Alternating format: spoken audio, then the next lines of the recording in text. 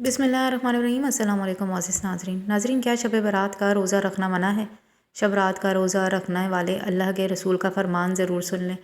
ناظرین، شب برات اللہ تبارک و تعالیٰ کی رحمتوں اور مغفرت کی نشانیوں میں سے ایک نشانی ہے جو شعبان المعظم کی 15ویں رات کو رونما ہوتی ہے۔ اس رات اللہ تبارک و تعالیٰ اپنی خاص تجلی کے ساتھ پہلے آسمان پر نزول فرماتا ہے اور اعلان کرتا ہے کہ ہے کوئی مغفرت مانگنے والا جسے میں معاف کر دوں، ہے کوئی رزق مانگنے والا جسے میں رزق عطا کر دوں۔ اللہ تبارک و تعالیٰ نے اس رات میں اپنی مخلوق کے لیے مغفرت کے دروازے کھول دیے۔ ماہ شعبان کی 15ویں رات ہے۔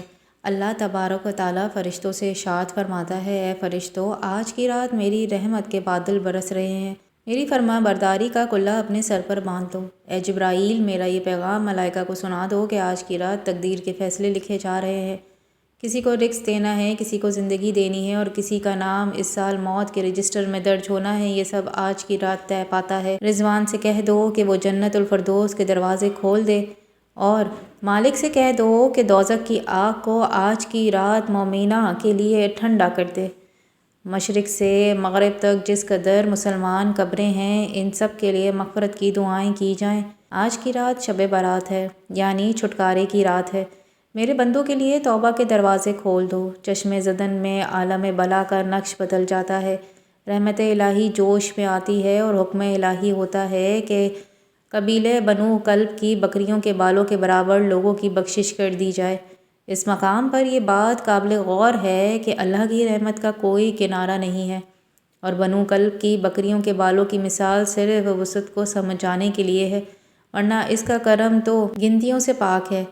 یہی وہ مبارک گھڑی ہے جب غافل انسانوں کو جھنجھوڑا جاتا ہے کہ آؤ اپنے رب کی طرف لوٹ آؤ، وہ کتنا غفور و رحیم ہے جو پکار پکار کر کہہ رہا ہے کوئی توبہ کرنے والا، اسے معاف کر دو۔ کیا ہم نے کبھی سوچا ہے کہ ہماری زندگی کی سانسیں کتنی تیزی سے ختم ہو رہی ہیں اور یہ رات ہمیں موقع دیتی ہے کہ ہم اپنا تعلق اپنے خالق سے دوبارہ جوڑ لیں۔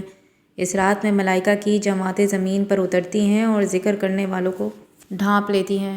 خوش نصیب ہیں وہ آنکھیں جو اس رات ندامت سے نم ہو جائیں اور وہ دل جو اپنے گناہوں پر شرمندہ ہو۔ یاد رکھیں کہ توبہ صرف زبان سے استغفار کہنے کا نام نہیں بلکہ دل کی اس کیفیت کا نام ہے جہاں انسان اپنے گناہوں سے بیزار ہو جائے اور آئندہ برائی نہ کرنے پر پکا عزم کر لے۔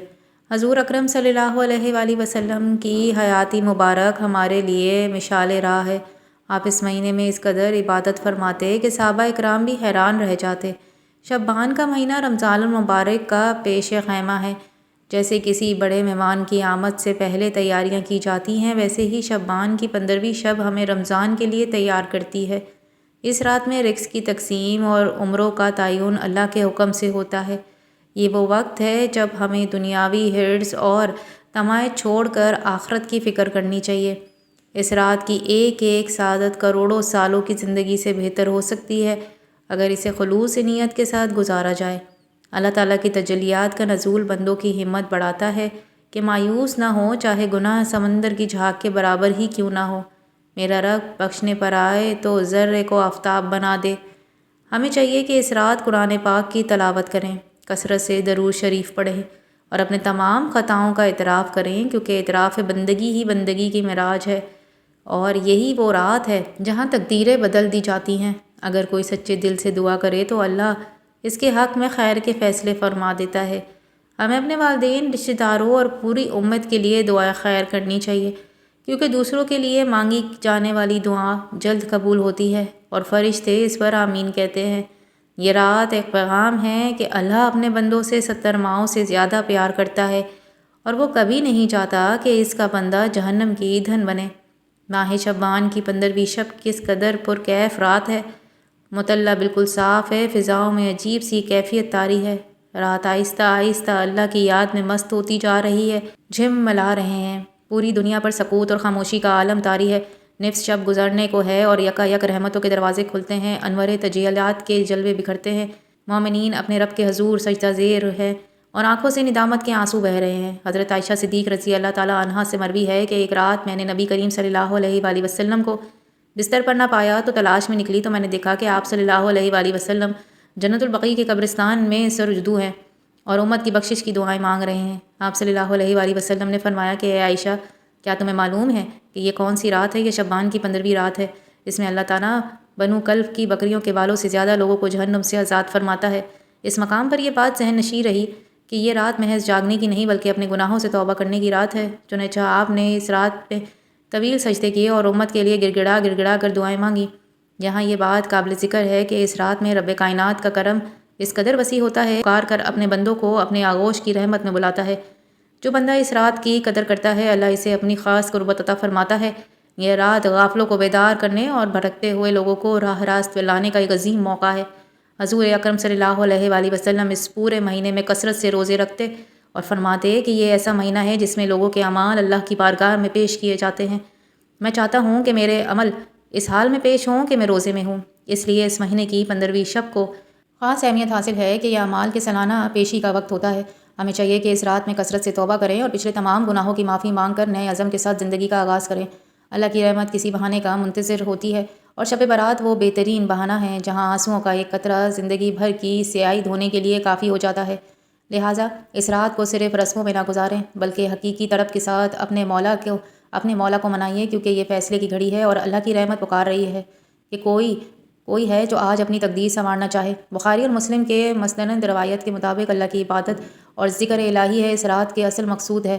حضرت جبرائیل امین علیہ السلام فرماتے ہیں کہ جو شخص اس رات کے سچے دل سے توبہ کرتا ہے، اللہ اسے پاک و صاف کر دیتا ہے۔ بعض یہ بات بھی سمجھ لیں کہ اس رات میں قبرستان جانا اور فوت شدگان کے لیے اصال ثواب کرنا بھی سنت نبوی سے ثابت ہے، لیکن آتش بازی اور چراغوں جیسی خرافات سے بچنا ضروری ہے۔ ناظرین، شعبان کا مہینہ بڑی برکت والا مہینہ ہے۔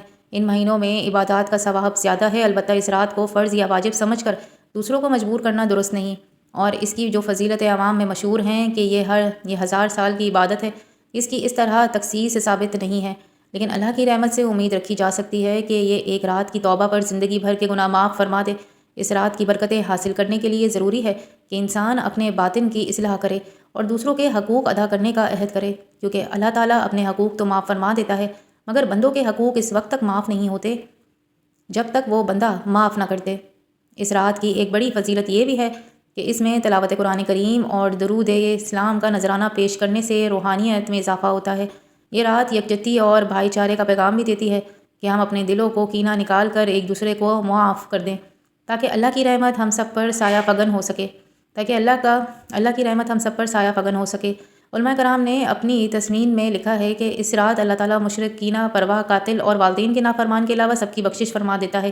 اس لیے ہمیں چاہیے کہ اس رات سب سے پہلے اپنے دلوں کو بغض اور کینے سے صاف کریں۔ ماہرین شریعت 15 شعبان کے روزے کے متعلق فرماتے ہیں یہ ایام بحث روزہ میں شامل ہے اور رسول اللہ صلی اللہ علیہ وآلہ وسلم ہر ماہ ان تاریخوں میں روزہ رکھتے تھے۔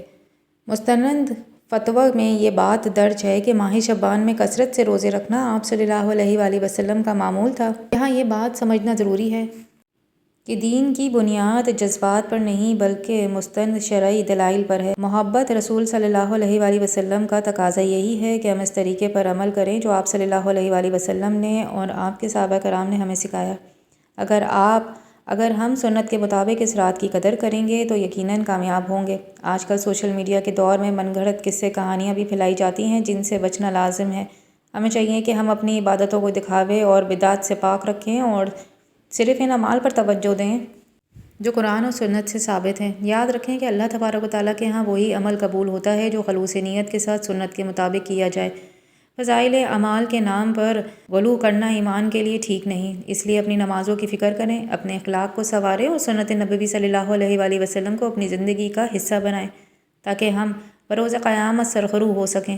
اصل بندگی یہ نہیں کہ ہم صرف رسمیں پوری کریں بلکہ اصل بندگی یہ ہے کہ ہم ہر لمحہ اللہ کی یاد میں گزاریں اور ان سنتوں کو زندہ کریں جو ہماری زندگی بدل دیں۔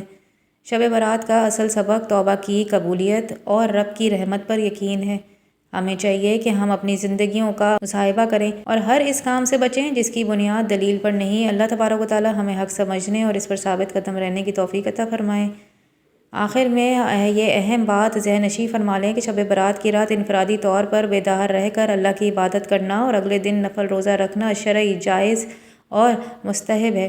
لہٰذا 15 شعبان کو نفل روزے کی نیت سے روزہ رکھنا اور اس رات ذکر اور اذکار کرنا باعث ثواب ہے۔ ناظرین کمنٹ باکس میں اللہ کے تبارک تعالیٰ کے 99 ناموں میں سے ایک نام ضرور ٹائپ کریں۔ ویڈیو اچھی لگی ہو تو ویڈیو کو لائک کریں، شیئر کریں، چینل کو سبسکرائب کریں۔ اگلی ویڈیو تک کے لیے اللہ حافظ۔